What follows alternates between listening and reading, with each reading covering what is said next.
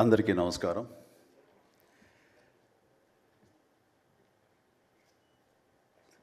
దిగ్దర్శకులు రాఘవేంద్ర గారు, కోదండరామరెడ్డి గారు, Gopal, young directors like Bobby, Vasishta, like నా నిర్మాతలు అల్లు అరవింద్ గారు, అశ్విని దత్ గారు, కెఎస్ రామారావు, శ్యామ్ ప్రసాద్ రెడ్డి, జెమినీ కిరణ్, తమ్మారెడ్డి భరద్వాజ్ గారు, అలా యంగ్ ప్రొడ్యూసర్ విక్కీ అండ్ పాత్రికేయ మిత్రులకు, అలాగే నా బ్లడ్ బ్రదర్స్, బ్లడ్ సిస్టర్స్, నా హృదయపూర్వక నమస్కారం. సో ఫస్ట్ ఆఫ్ ఆల్ ఈ ఈవెంట్ ఇంత గ్లామర్గా, ఇంత మెమొరబుల్గా ఉంది అంటే దానికి ప్రధానమైన కారణం నా మిత్రుడు Aamir Khan. అమీర్జీ, thank you so much. And with a small message and a phone call, you made it, and your presence made this moment as a memorable moment. Really, thank you so much, and I never forget this gesture from your side. And about Guinness Book of World Records, then ఊహించండి, I never expected, never dreamt about Guinness Book of World Record, because Guinness బుక్కి మనకి ఏంటి సంబంధం అనే ఒక ఆలోచన ఏమైనా ఉంటుంది కదా సహజంగా. అలాగే నాకు అలాంటి ఆలోచన ఏమి లేదు. అలాంటిది నేను ఎదురు చూడనటువంటి ఒక గొప్ప ఆనర్ ఈ రోజున నా జీవితంలో నా ఈ సినీ ప్రస్థానం సంబంధించి తారసపడినందుకు ఆ భగవంతుడికి, దానికి కారణభూతులైన మా దర్శక నిర్మాతలకు, నా అభిమానులకు ఎప్పుడు నేను రుణపడి ఉంటాను. Thank you so much.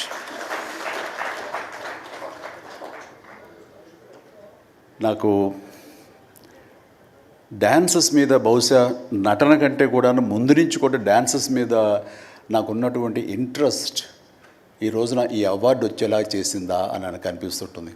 ఎందుకంటే ముందు నటనకి శ్రీకారం చుట్టే కంటే, ఓనమాలు దిద్దుకునే దానికంటే నేను ఫస్ట్ డ్యాన్స్కి నేను ఓనమాలు దిద్దానేమో అనిపిస్తుంటుంది.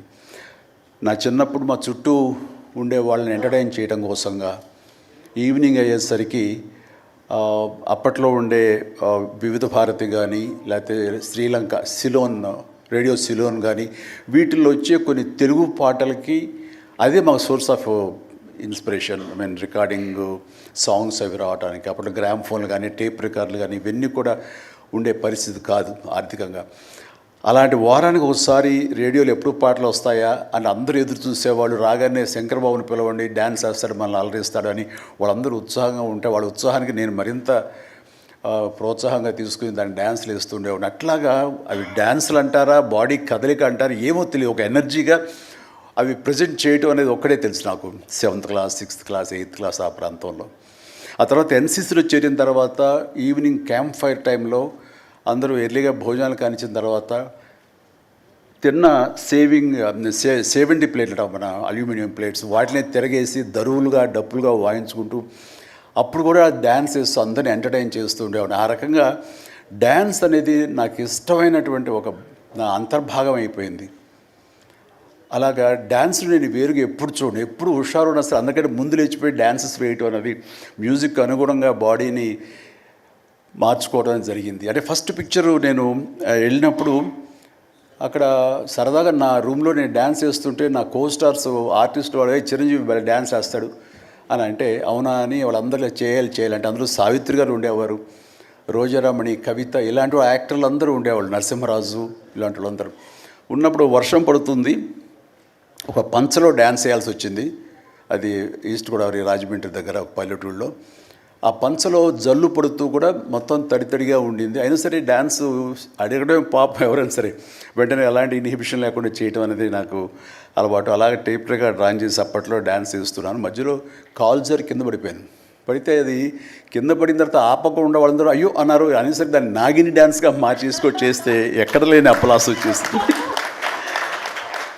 సో అక్కడ చూసేటంటే ఒక కో డైరెక్టరు రాఘవేంద్రరావు గారు, సారీ మన క్రాంతి కుమార్ గారికి చెప్పడం, ప్రాణం ఖరీదులు వాళ్ళు బుక్ చేసినప్పుడు అబ్బాయి భలే డ్యాన్స్ వేస్తాడు, భలే ఉంటే డ్యాన్స్ అని అవునంటూ నా క్యారెక్టర్కి అంతకుముందు ఎప్పుడూ ఒక డ్యాన్స్ అనేది ఊహించుకోలేదు, సాంగ్ డ్యూయట్ సాంగ్ అని ఊహించుకొని వాళ్ళు ఒక ఎందుకు పెట్టకూడదు సాంగ్ అని చెప్పి నాకు ఆ సాంగ్ సిచ్యువేషన్ క్రియేట్ చేసి ఏలియల్లో ఎందాక అనే ఒక సాంగ్ అండ్ ఆ సాంగ్ నేను వేస్తే దాన్ని స్టెప్స్ అది చేసుకుంటే ఫస్ట్ టైం ఒక యాక్టర్గా నేను స్క్రీన్ మీద డ్యాన్స్ ఇస్తూ కనిపించింది. అది దానికంటే ముందు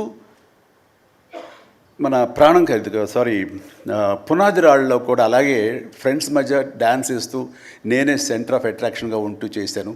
అలాగా నా డ్యాన్స్ స్కిల్ అన్నది ఎక్స్ట్రాగా నాకు ఒక బెనిఫిట్ అయ్యింది, నాకు ఎక్స్ట్రాగా అది ఉపయోగపడింది. తర్వాత అరవింద్ గారికి, జయకృష్ణ ఇలాంటి వాళ్ళందరికీ కూడా తెలుసు. అండ్ లింగమూర్తి గారే ఉండేవారు. ఆయన డిస్ట్రిబ్యూషన్కి అది చీఫ్. అప్పట్లో ఆయన రాగానే ఆయన ఏ ప్రొడ్యూసర్స్ని పిలుస్తారు, ఎవరి కథ ఓకే అంటారు, ఎవరికి డబ్బులు శాంక్షన్ చేస్తారని డిస్ట్రిబ్యూటర్స్ మీద ఆధారపడే రోజులు నిర్మాతలు. అలాంటి సమయంలో వేరు నాకంటే సీనియర్ హీరోస్, పెద్ద హీరోస్ ఎవరితోటో కథలు అనుకుంటుండగా ఆ చిరంజీవి అని అతను కొత్తగా వస్తాడుగా, అతనితో పెట్టి చేస్తే మీకు ఇంత డబ్బుగా ఇస్తాను, లేదంటే మామూలు అయితే కనుక దాన్ని లిమిటెడ్గా ఇంతే ఇస్తాను అనేసరికి డబ్బు ఎక్కువ ఇస్తానంటున్నారు అంటూ ఆయన లింగమూర్తి గారు నన్ను రికమెండ్ చేసేసరికి నా వైపే అందరూ కలిసి ఇతనే పెట్టుకుందాం అనేవాళ్ళు.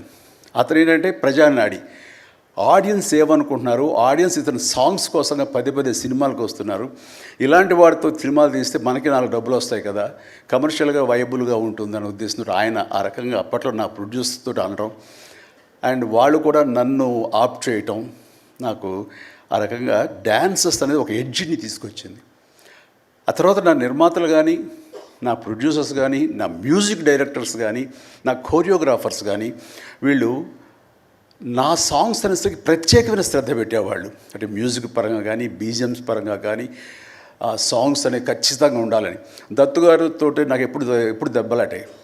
ఎందుకంటే 6 సాంగ్స్ ఉండాలేమో బాస్ మనకు అనేవారైనా, లేదు 5 చాలండి, 6వ సాంగ్ ఎప్పుడు కథకి గొడవ అడ్డుపడిపోతుందంటే, లేదు బాస్ అది మీరు అనకండి, ఏ హీరో అయితే ఏమో కానీ మీరైతే మొత్తం 6 సాంగ్స్ ఉండాలి బాస్ అని ఆయన అంటాం. సో 6వ సాంగ్ని ఏ రకంగా ఒప్పించడం. అలాగే అల్లు అరవింద్ గారు లాస్ట్కి వచ్చేసరికి అత్తగేముడు అమ్మాయి 3 సాంగే సిచ్యువేషన్ లేదు అక్కడ. అలాంటి చోట ఒక డబ్బు మీద ఒక సాంగ్ను ఆయన క్రియేట్ చేసుకుని ఆ డైరెక్టర్ గారితో కోదండరామరెడ్డి గారు వీళ్ళందరూ కలిపి అనుకుని అత్తగేముడు అమ్మాయికి మొగుడులో ఒక సాంగ్ను బలవంతంగా పెట్టాడు అక్కడ. ఆ టైంకి అది బలవంతంగా ఉంటుంది, కథ డిస్టర్బెన్స్ ఉంటుంది, కానీ సాంగ్స్ ఒక ఎడ్జి తీసుకుంటాయి. సాంగ్స్కి స్పెషల్ ఆడియన్స్ ఉన్నారు. ఆ ఆడియన్స్ సాంగ్స్ మళ్ళీ రిపీట్ చేసేవాళ్ళు. అప్పట్లో ప్రొజెక్టర్ ఆఫ్ చేసి మళ్ళీ రీప్లే చేసేవాళ్ళు. ఆ రకంగా సాంగ్స్ యొక్క ప్రత్యేకత నా జీవితంలో, నా సినీ కెరీర్లో, నా యొక్క విజయ పరంపరలో అది ఒక అంతర్భాగం అయిపోయింది. ఆ రకంగా సాంగ్స్ అనేది ఏదో సరదాగా హాబీగా చిన్నప్పుడు మొదలుపెట్టింది. అది ఈ రోజు వరకు నాకు విపరీతమైన ఫ్యాన్స్ని తీసుకొచ్చి డాన్సెస్ అంటే చిరంజీవి చేయాలి అన్నంత పేరు తీసుకొచ్చి నాకు ఈ రోజు ఇదిగో ఈ Guinness Book of World records నాకు తీసుకొచ్చేలాగా చేసింది. సో ఇది నిజంగానే అనూహ్యమైంది. ఏదో నటనకు వస్తుంది అన్నారు, వస్తుంది. అలాగే పర్సనాలిటీకి, మన సీనియారిటీకి అవార్డ్స్ వస్తాయి అనుకున్నా వస్తున్నాయి, అన్నీ అవుతున్నాయి.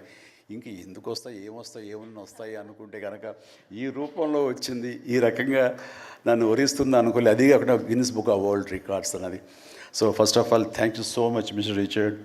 You have come all the way to give me this honour in the name of prolific dancer, actor of Indian screen. Thank you so much. Thank you. And then ఇంతకు మించి నేను ఎక్కువ ఏమీ చెప్పలేను. బట్ నా యొక్క ఈ విజయ పరంపరలో నేను కొనసాగటానికి నాకు ముందు నుంచి దోహదపడుతున్న నా నిర్మాతలకి, నా తోటి నటీనటులకు, నా టెక్నీషియన్స్కి, నా డైరెక్టర్స్కి, ప్రతి ఒక్కరికి హృదయపూర్వక ధన్యవాదాలు మరొకసారి తెలియజేసుకుంటూ ప్రతి ఒక్కరికి నా అభినందనలు సెలవు తీసుకుంటాను. జై హింద్.